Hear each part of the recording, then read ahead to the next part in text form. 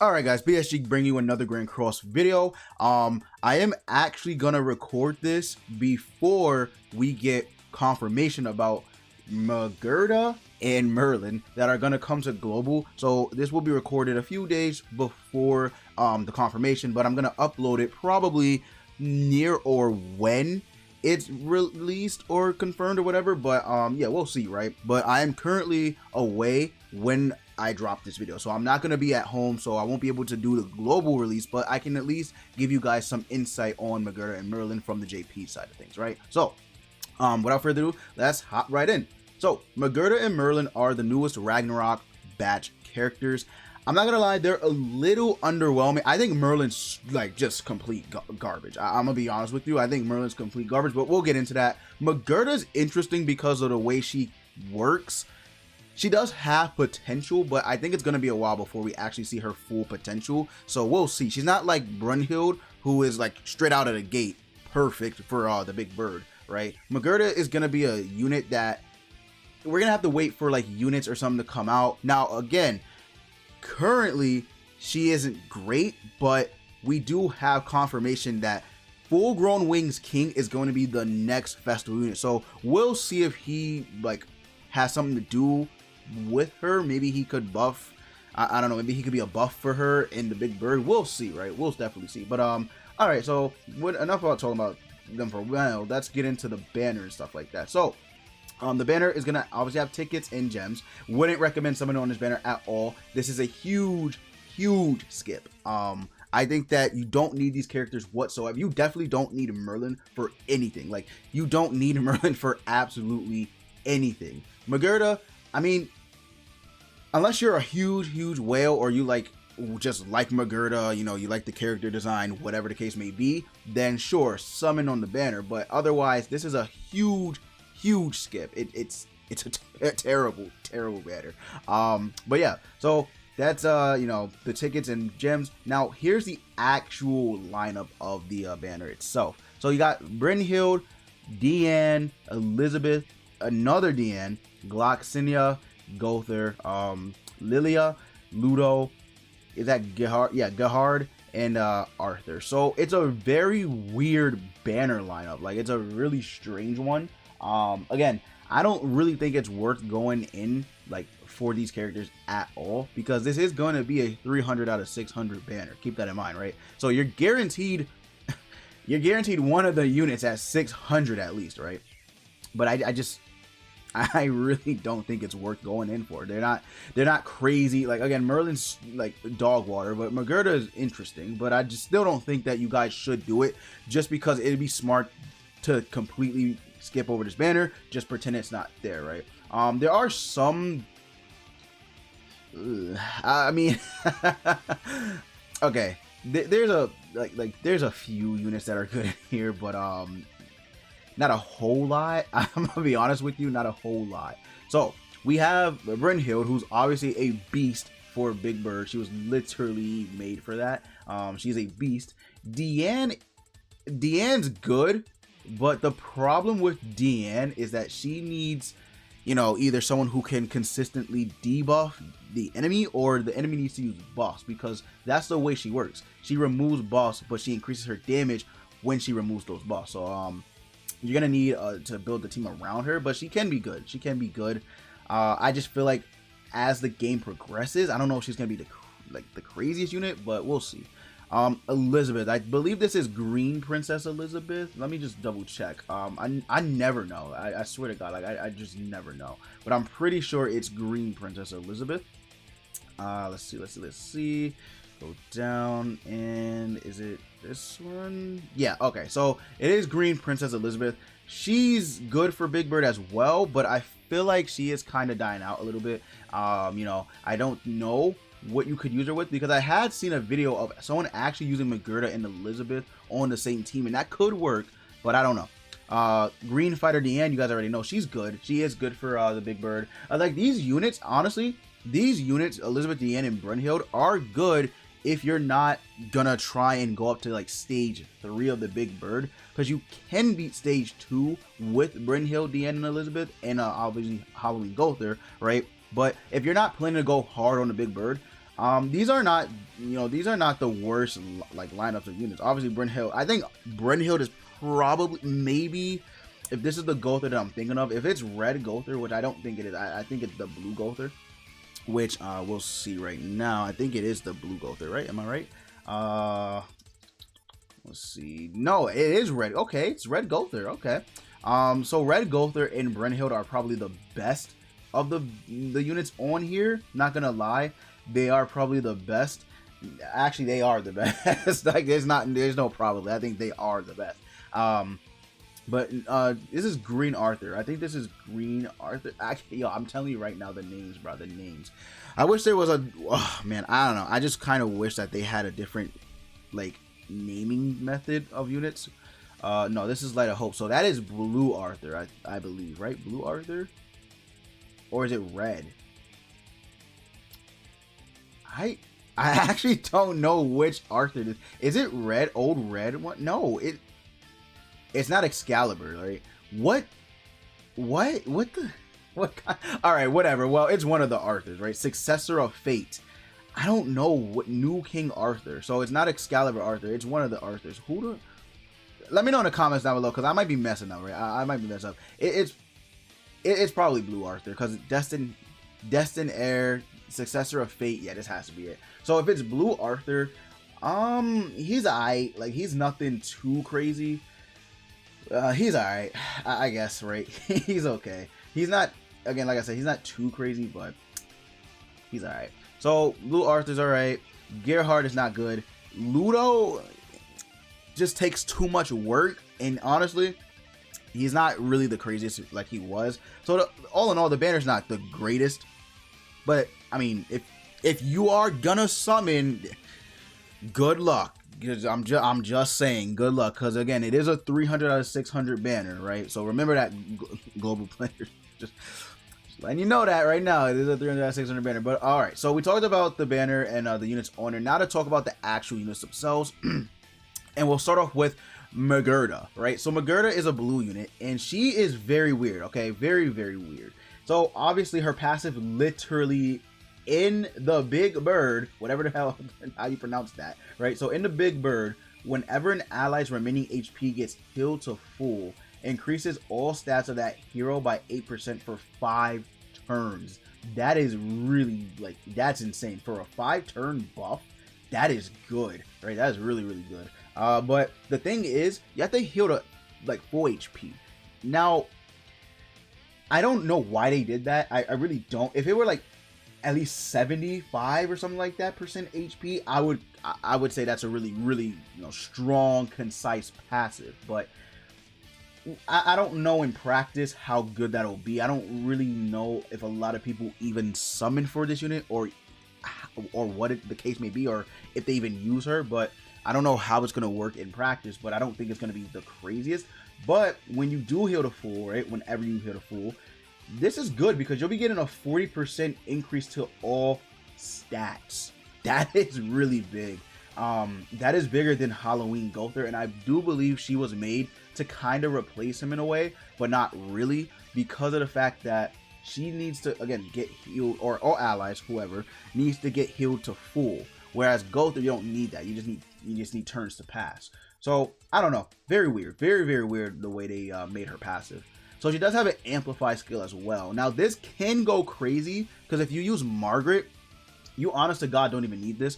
If you use Margaret, you're solid, right? You're golden. You don't really need anything else. Like, you're gonna be okay because she's gonna do a really, really good amount of damage. Because not only is she blue, but the amplified damage, 30% per buff, like 30% damage dealt per buff. That's insane. And Margaret at rank 3 gives you 5. I believe on rank 1 and 2 she gives you 2. Yeah, she gives you 2. And then I guess if you get this, sure, but this can go good. This can go crazy. Like, this actually can be really, really good. So the heal card that she has. Okay, so her heal card is actually I want to say buffed version of the rejuvenation skill, but it's just an alternate version of it, right? It does have a lot more heal to it, but the rejuvenation goes down by 2 turns. So if we go ahead and we actually take a look at the rejuvenation cards in the game, it is I don't know if you want to say better or worse. I really don't. But you can see right here. So let's take him for example. You can see right here, he only has 100, 150, and 250.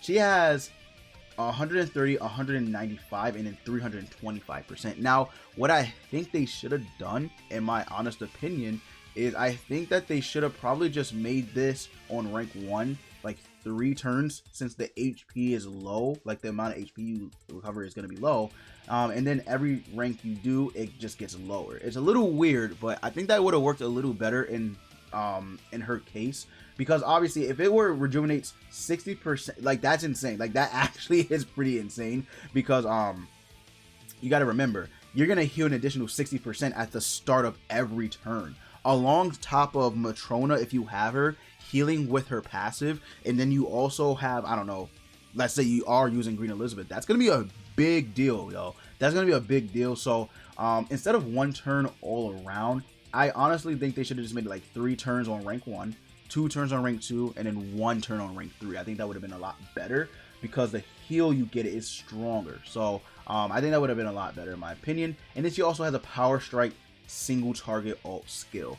This is going to be really good, really good, because you're going to do a massive amount of damage to the big bird. Like, you're always probably going to do damage against him, even on the first floor. Like, you're going to be solid with using Megellda. She's like, if you look at her just base, she's not bad, but she does need more units to help her, because she can't do it on her own. She just can't, right? The way they build her, you need support based around her. So that's the only thing about Megellda. So she is good, but I think she's just going to need a lot more support in the future. But we'll see how it plays out whenever, you know, the game progresses and we do eventually get more units that could potentially help her. But my my final thoughts on this unit, if I had to rate her out of a 10, probably would give her a 6 out of 10 just right now. But we'll see if my opinion changes on that. Now we got Merlin. So Merlin is ass. She is literally garbage. I don't know what Netmarble actually was thinking when they made a unit like this, because she, like, okay, on paper it's like, okay, cool, like, you know, she's you know, decent, I guess. Why would they decide to make this a single target? Why would they do that? I don't understand why they would do this. Decreasing defense related stats is one thing. Okay, I get that, right? You're also disabling recovery and buff skills. Okay, so obviously they didn't want her to be a pure counter to Margaret, which, sure, right? You know, it's fine. It's fine. But then, like, what is the point of this unit? What then becomes the point of this unit in Netmarble? Like, I'm being serious. I'm not even joking, right? I'm not even trying to joke. Like, what is the point of this unit? If she can't debuff everyone and you have to pick and choose, like, why would you even use this unit? Like, I don't understand. Like, I genuinely do not understand, right? It just makes little to no sense to me, right? Why you would even use her if she's not an AoE debuff. To me, that doesn't really seem that OP. I mean, did they not want you to use Festival Gother? Because if you use Festival Gother, the enemy can't do, like, jack. But at the same time, it's like,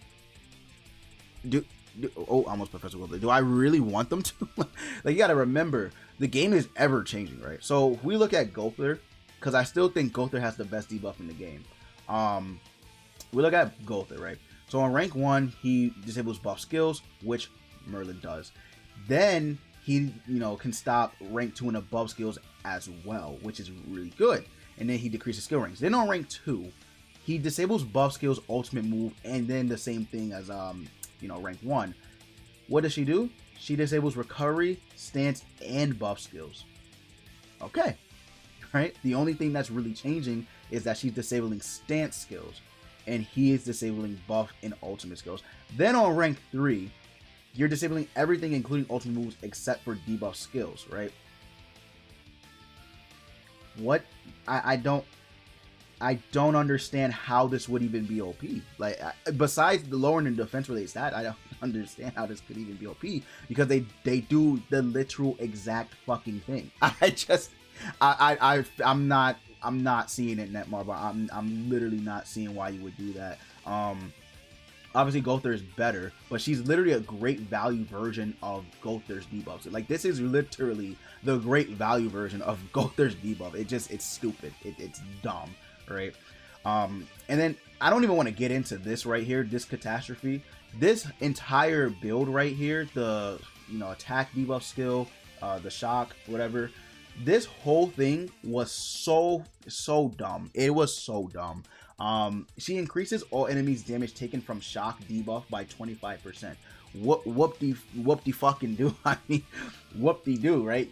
Oh wow, shock debuff. Okay, well, how are you gonna say that this is gonna be, oh wow, oh, this is gonna be crazy? What is this? 86% on rank 1, 129 on rank 2, and then 250. This, I get it. Like, it's like, okay, it lasts for 4 turns on all ranks, right? And then you're doing additional damage equal to 45% of damage dealt. You're not dealing enough damage. You're literally not dealing enough damage. And then it also increases the damage enemies receive by 20% under the effect of shock debuff. Now, this is a little weird, the way it's worded, because initially we thought that if they had the shock debuff on them, they just took more damage, right? However, that's not the case. That's literally not the case. You're just when the shock debuff actually goes off and they get hit by the shock, it's just dealing an additional 20%, but it's so garbage, like, in practice. Like, she is actually one of the worst made units, like, in the game. Like, it's just point blank period. It's terrible the way they made her. Like, it's actually really bad. She has no attack values whatsoever, besides the fact that, they're taking an increase in shock debuff damage. Who the fuck cares? It's just stupid. It's dumb. If they're gonna do this, they might as well have made her pierce rate 100%. They could have made her crit chance like 100%. They could have made the crit damage 180. Like, who's gonna run this unit? Nobody's gonna run this unit. That's the answer. Nobody's gonna run this unit. So unfortunately, Ragnarok Merlin sucks ass, but it is what it is. And if I had to rate the unit, I honestly give her a 2 out of 10. And the only reason why she's not even gonna get a 1 out of 10, you know what, maybe I'm being a little harsh. I'll give her a 3. If you want to, I could see a 4, but nothing above that. And the only reason why I could see a 4, the only literal reason, is because if you use this at the right moment, it can be really good, but it's only on a single target. Her ult is actually pretty nice, right? Decreasing HP related stats. It's an AoE damage. And then that's it. That's literally, I really can't even give you another reason why. But me personally, I probably just give her a 2 or 3 out of 10. She's bad. It's just very bad.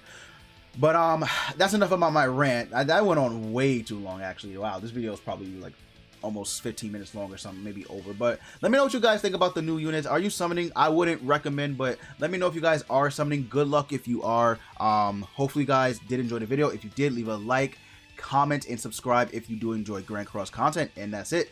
I will see you all later.